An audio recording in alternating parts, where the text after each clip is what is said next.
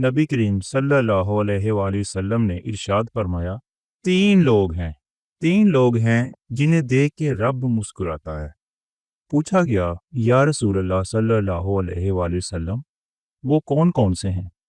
فرمانے لگے، ایک وہ بندہ ساری مخلوق سوئی ہے، اس نے اٹھ کر وضو کر لیا، مصلی پہ کھڑا ہو گیا، خدا کی یاد میں، تو ایسے بندے کو دیکھ کر رب مسکراتا ہے جو اس کی شان کے لائق ہے۔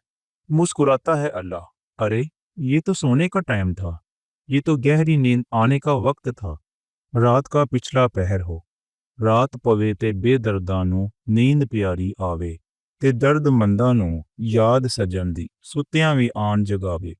اور ساون کی کالی راتوں میں جب بونداں باندی ہوتی ہے، وہ راتوں کو اٹھ اٹھ روتے ہیں جب خلقت ساری سوتی ہے۔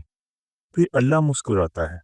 نبی پاک صلی اللہ علیہ وآلہ وسلم فرماتے ہیں، جب مسلمان نماز کے لیے صفیں بناتے ہیں نا، ترتیب لگ رہی ہوتی ہے کہ اب اللہ کی بارگاہ میں کھڑے ہوں گے، قیام کریں گے، رکوع کریں گے، سجود کریں گے۔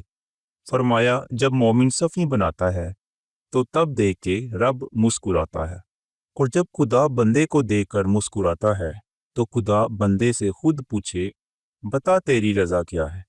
اور نبی پاک صلی اللہ علیہ وآلہ وسلم ارشاد فرماتے ہیں کہ جب جہاد کے لیے لوگ صفیں بناتے ہیں تو تب رب دیکھ کر ان کو مسکراتا ہے۔ کتنے نصیبوں والے وہ بندے ہوتے ہیں جنہیں دیکھ کے رب مسکراتا ہے۔ اور جب ہمارے بچے ہمیں دیکھ کر مسکراتے ہیں تو ہمارا دل باغ باغ ہو جاتا ہے، اور اگر کوئی بچہ بیمار ہو اور وہ دیکھ کر مسکرا اٹھے تو طبیعت خوش ہو جاتی ہے۔